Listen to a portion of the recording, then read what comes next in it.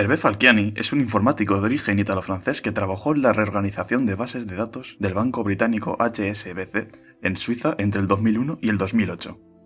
Tras sustraer información durante varios años de hasta 130.000 clientes, muchos de los cuales presuntos evasores fiscales, abandonó su trabajo.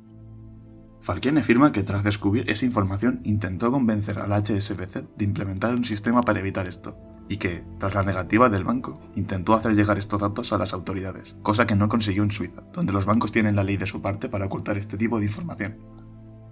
Huyó a Francia, donde las autoridades aceptaron usar su filtración, que a partir de ese momento pasaría a conocerse como la lista Falciani.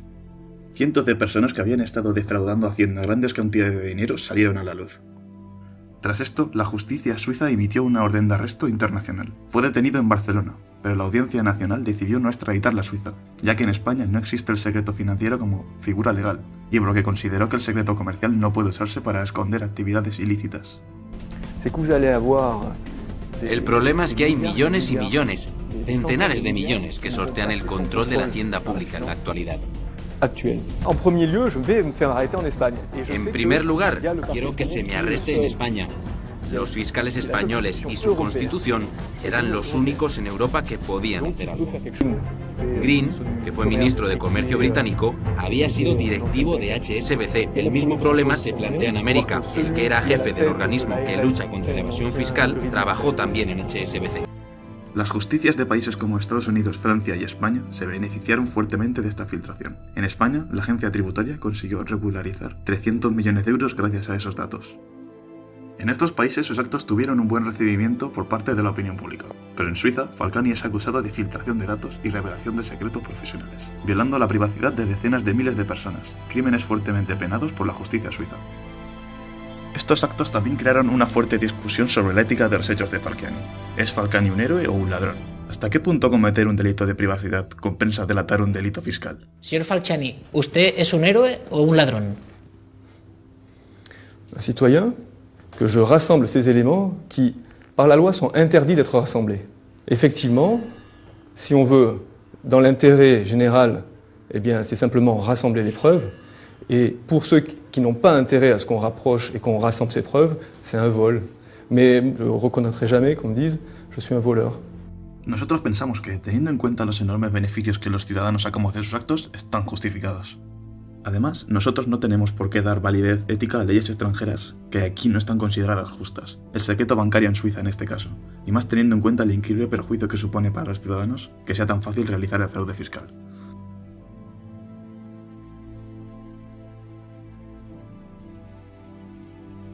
Edward Joseph Snowden, de 35 años, antiguo informante de Estados Unidos y ex empleado de la CIA y de la NSA. En 2013 entregó documentos con información clasificada a los periódicos The Guardian y The Washington Post, documentos que recogían, entre otras cosas, programas secretos de espionaje del gobierno de los Estados Unidos. Snowden reveló que desde 2002, bajo orden presidencial, la CIA había estado monitoreando las llamadas telefónicas y los mensajes de correo electrónicos internacionales de miles de personas dentro de Estados Unidos, con la excusa de rastrear posibles números vinculados a Al-Qaeda, y que la compañía telefónica Verizon había estado implicada. Lo que se publicó no era solo sobre vigilancia. A la gente se lo parece porque los medios lo contaron así. Pero lo fundamental era cómo hemos terminado teniendo un sistema en el que todo el mundo está controlado, vigilado y grabado. Y nosotros ¿nunca vamos a votarlo? No sabíamos lo que pasaba. Los agentes que votaban por nosotros no nos lo contaban. Los gobiernos cada vez consideran más legal el hackeo, siempre que lo hagan ellos. En algunos casos lo hace una autoridad reconocida y se puede entender por qué lo hace. Pero en realidad, y no lo digo yo, lo dice la Casa Blanca, la vigilancia a escala masiva no ha detenido nunca ni un solo atentado en Estados Unidos. Esos programas no eran por el terrorismo. Eran para la manipulación diplomática, para el espionaje económico y para influir en la sociedad. Son por el poder.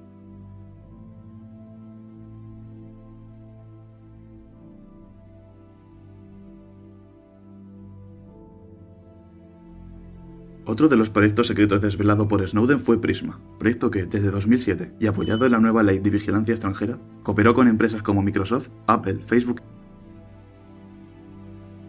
y Google para obtener datos privados de extranjeros en Estados Unidos, aunque dichas empresas niegan ese hecho.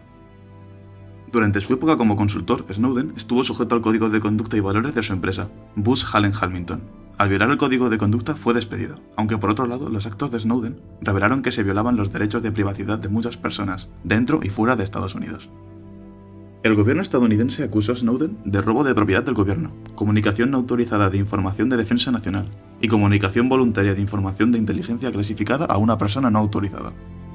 Con todo esto mucha gente se preguntó, ¿traidor o patriota? Desde luego perjudicó al gobierno de Estados Unidos, pero probablemente ayudó a sus ciudadanos, denunciando lo que para muchos era un sorpaso excesivo de la seguridad sobre la privacidad, aunque otros muchos ciudadanos estadounidenses no lo vieron así. I don't think Mr. Snowden was a patriot. Given the fact of an open investigation, I'm not going to dwell on Mr. Snowden's actions or his motivations. I will say that our nation's defense depends in part on the fidelity of those entrusted with our nation's secrets. If any individual who objects to government policy can take it into their own hands to publicly disclose classified information, then we will not be able to keep our people safe or conduct foreign policy. Moreover, the sensational way in which these disclosures have come out has often shed more heat than light, while revealing methods to our adversaries that could impact our operations in ways that we may not fully understand for years to come. A nivel personal, nosotros pensamos que lo que hizo Snowden fue lo correcto. Corrió un gran riesgo personal con la única finalidad de delatar algo que él no consideraba ético, y sus actos ayudaron a que la privacidad volviera a ser un tema de discusión importante, no solo en Estados Unidos, sino en el mundo entero. La idea contra la que luchamos es quién define a los héroes, quién define la historia. ¿Quién define cuándo se dan los cambios y cuándo empieza y acaba algo? Toda mejora acontecida en la historia ha surgido a partir de un sistema que la gente veía como inadecuado, un sistema que se veía como injusto, y entonces se ha alterado. Lo han cambiado para pasar a otro sistema. Si no reconocemos el fracaso, lo que decimos es que no permitimos el progreso. Hay cosas más importantes que la seguridad. Y creo que vale la pena jugársela por aquello en lo que creo. La víspera de la investidura en Washington de Donald Trump, las autoridades rusas renovaron el permiso de residencia de Edward Snowden hasta abril de 2020.